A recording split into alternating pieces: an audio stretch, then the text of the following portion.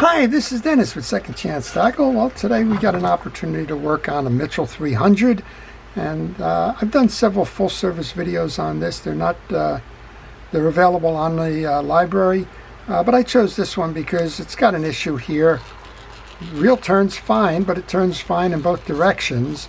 It doesn't seem that the anti-reverse is operating properly. And we're going to go inside and find out why this fishing reel failed. And while we do that, we'll show you how to service the reel as well. Again, there's other ones in my video library, and you're welcome to try and join those as well. Mitchell 300, there were millions of them made. They first came out in the early 1940s. The GIs during the war found the reels, and well, they were interested in spinning reels because spinning reels were not popular in the U.S. Prior to World War II. They were always, the U.S. was always about the early bait casting reels. This is a little bit too early, but yeah, those types of reels, you've seen them all around. And spinning reels represented a couple of nice opportunities. One of those was, well, you didn't wind up with birds' nests. But, of course, the engineering is different. And well, throughout the time, Mitchell did change the design of the reel a little bit internally, and they remained popular right through about 1980 when the line was discontinued because of bankruptcy to the company. Well, let's take the reel apart. We'll show you what's going on in here. The spool comes apart by simply depressing that little button. We can remove the handle by turning it opposite the way that the reel is cranking. And there are 3 screws that hold the side plate on. I just got a question in the comments section on a different reel. It said, my screws are stripped. Help. Well, if your screws are stripped, there's not really much you can do about it. But they asked about drilling them out. Well, if you drill them out and you just drill out the tip, in other words, just remove the head, set your drill just to that depth, take the head out, but leave the stud from that screw in the case, you have a chance to remove them and simply have to replace the 3 screws if that's the case. I don't know if all 3 of them are, but you know what I mean. If the studs are in there, you can take a pliers and try and turn them out if they're not just kind of frozen right into the case. If they are frozen into the case and they break off, then you need to replace the case. Let's see what's going on here. So this is the side that would have your anti-reverse on it. This is the mechanism that drives it. Well, I'm curious what's going on with the anti-reverse. You can see the reel hasn't been serviced in a while. And well, he was right. There's 2 things going on here. The first one is that the anti-reverse dog is there, not a bad deal. The more difficult one is that the stud for the anti-reverse dog is missing. Well, how do you remedy that? Basically, you have to replace the side plate. Fortunately, I think I have a side plate to replace it with. So we're going to shut the camera off right now. We'll take those 3 gears out. We'll go and to see if I happen to have another one of these laying around. It may not be in the same condition, but it should be able to make that reel work again. I'll be back. Well, Thomas is lucky. It happens that I have a part. So we're going to do this and then we'll turn up the rest of the reel. So this one's actually in pretty good condition. They're not all the same, but if I have a reel that's broken and can't be used because of something serious like this one here, the plate, see it's missing this pin right here. If I can't change it over, I try to save whatever parts I can for the next reel to give that a second chance. All right, this one's no good. This is what we're looking for. This is an older style dog. You have 2 or 3 different styles that Mitchell had. This is one of them. It's going to mount on that post.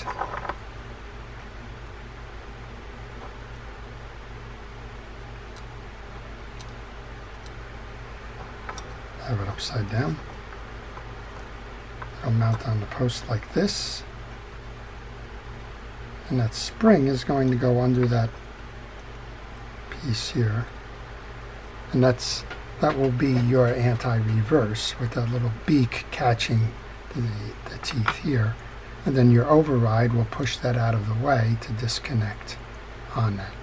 All right, we showed you kind of how to install that. I'm just going to put a drop of oil onto that little piece. Notice how the spring rides underneath that gear. Let's take a look at the gears. They seem to be fine when I was testing them before. To clean them up, just use a bristle brush or a metal brush. Just pull through. I think the bristle brush is fine for this. I'm not seeing a lot of dirt and grease, but I am checking the teeth as I go along on both of these, and they are fine. We can transfer that over after we transfer the main gear. The main gear is aluminum. It has, this one has a little bit of the old greases on there, so we'll take care of that. I'm going to use a penetrating oil as a cleaner. I'm going to pull through it again just like I did on the other one. That's if there is any dried grease, that will pull it out of there, make for an easy and smooth operation. And we're going to apply a little bit of new grease to that. Right on the shaft first. So this was a very interesting design concept back in the 40s, and it's amazing that it lasted as long as it did. Very well made, very over-engineered. And now you can see how that anti-reverse is going to work as you're spinning forward. Oh, I just moved it into off position. As you're spinning forward, it's going to make that click, click, click. And that beak intersecting there is going to stop it when it's backpedaled. Okay. Grab this. Put the handle in to hold it in place. Now we can do some gear transference.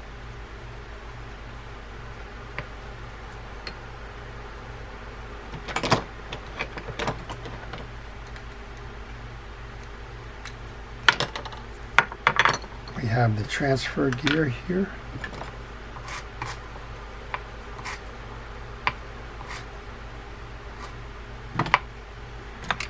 That will go on the top of the case, a little bit of grease onto the post. Here's our greasing up of the two sides. This one goes to the main gear, this one drives the pinion gear. And then from below, we will do the same thing here. We're going to grease the teeth to transfer this. This one runs the oscillation system. I'll show you that one in a moment when we get over to the case.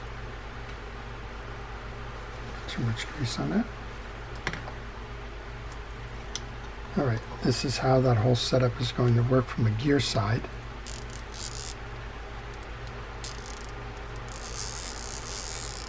And that's running nice and smooth and easy.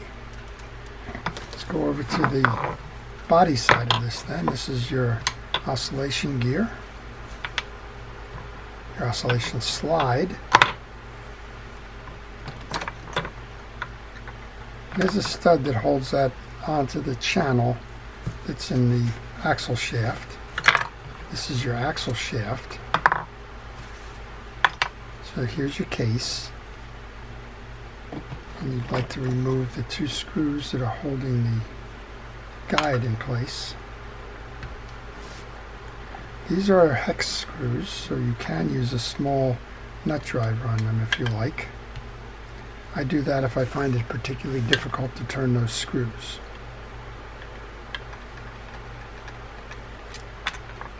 Now what's interesting about this one is it's missing its dog because the pin broke out. But the dog was not in the case, nor was the pin, which means somebody was inside there. And while they removed it and made it work the way it does. What I find interesting about that is that it doesn't appear that this wheel's been serviced in a while. So I don't know if that was just a quick fix or if something else was going on there. To remove your rotor, there is a 12mm nut up top. Note the locations of the shim washers now. There's several of them in here. And while I have my penetrating oil out and about, I'm going to just kind of oil those pieces to make sure I get a nice, quick, crisp snap there. If you want to see what's going on underneath, you can remove the baffle plate. This is your trip lever. You'll see how it sets. Trips in, and then this little ridge on the back of the baffle plate here is going to come around and it's going to knock this back, flip your bail. Okay, drop of oil onto your trip lever, set that assembly aside. Let's clean up the case and we can put this all back together again, give it a test and get it back out there fishing. So you can see it's not a simple design, but it's one that's been revered, and it's one that's been around 40 years.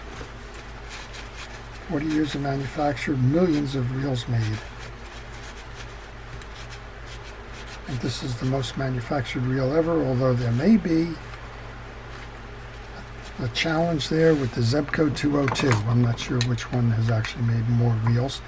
The Zebco line first came out, well, it's celebrating 75 years of manufacture today, so it's probably that the 202 has surpassed the 300, I would suspect. But I can't say with certainty. Okay, I was looking for this little washer that goes on the bottom of the rotor that goes here. And once your case is cleaned up, we can go about reinstalling. First thing you want to do is get a little bit of grease into the channel here where your axle shaft is going to slide, and that's the only place you really need to apply grease. If you want to apply some on the back side of the carrier, it's right here. That's where your axle shaft will ride. We'll take the two pieces. The channel side goes down, the wide side that kind of looks like a football goal, that goes up.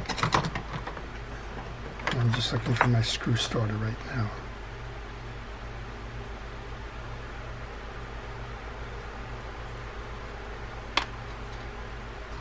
Wrong screws.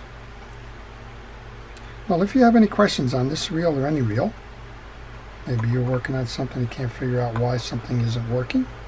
Sometimes it may be like this one where something is broken apart and an owner is taking the parts out of the reel and decided to fish it without that function. Sometimes they're a little bit more complicated than that, and well, not obvious. And if you want to leave those questions in the comment section, I do try to answer those. I do try to adjust the comment section on a daily basis, usually in the mornings before I enter the shop.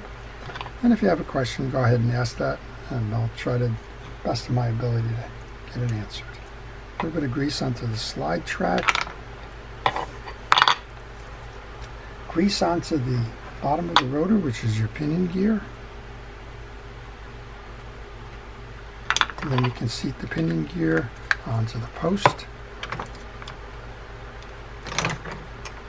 Bring the baffle plate on. There's a washer that was on the bottom side of that baffle plate. There is a little stud on the baffle plate. Make sure that is on. You won't be able to mount it if it isn't. This is a Mitchell tool. You don't need the Mitchell tool. It is a 12mm handheld socket. Tighten that up, spin it, make sure it spins nice and easy, and then, well, make sure your bail trips, which it does. Clean off your axle shaft.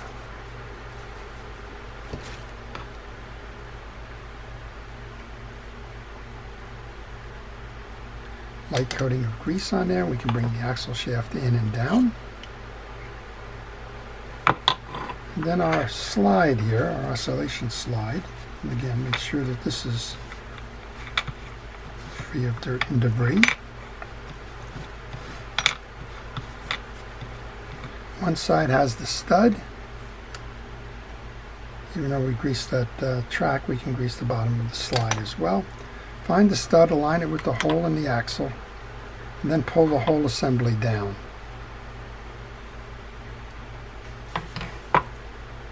Once you've cleaned your oscillation gear, can mount that. On the back side of the oscillation gear, there's 3 points. That's very important, how you line those up. Those points are going to intersect with the ridges here.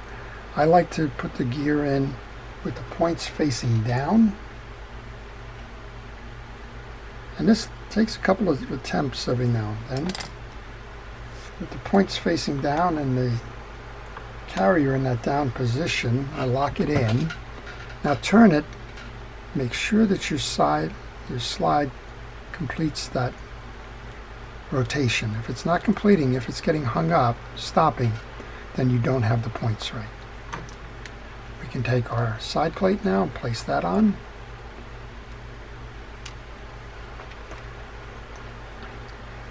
The 3 screws can go back in.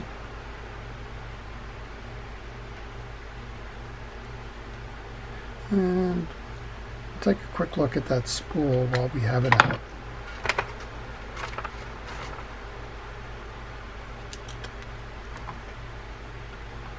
This reel's got a lot of fishing left in it. The parts are in good condition. The reel has been cared for, even though it was missing that anti-reverse assembly. And well, it's just got a lot of life left in it. This thing is probably 50 years old and probably can go fishing for another 50 years with proper servicing.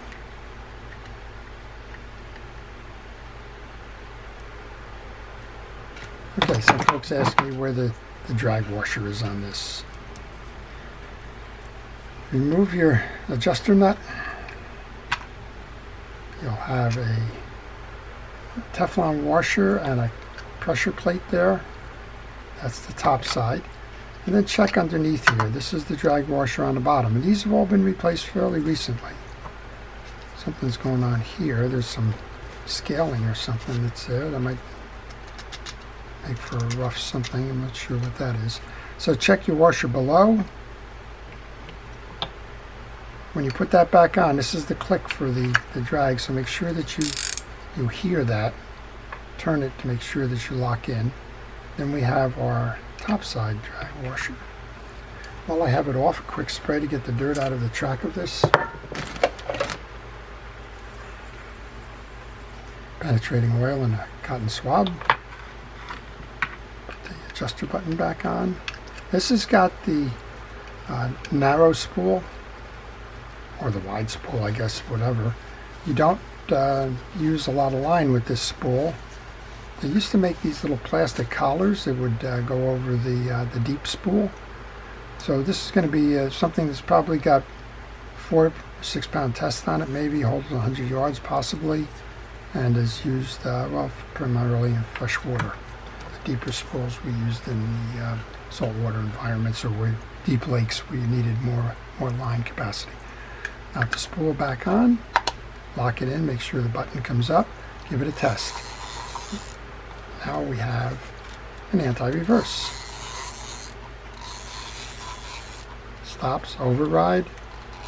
You can backpedal and fight the reel. Forward and it's working. Bail trips.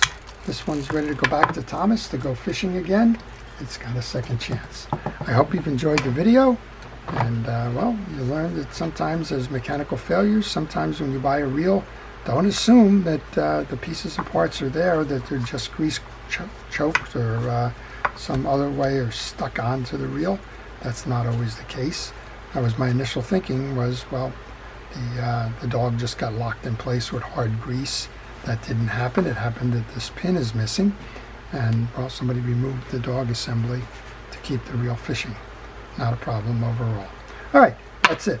Before I leave, I want to thank our police, fire, safety, rescue, EMTs, and the like for everything it is that you're doing to keep us safe. And I want to thank everybody for watching, for subscribing, for making this channel what it is. This is Dennis with Second Chance Tackle.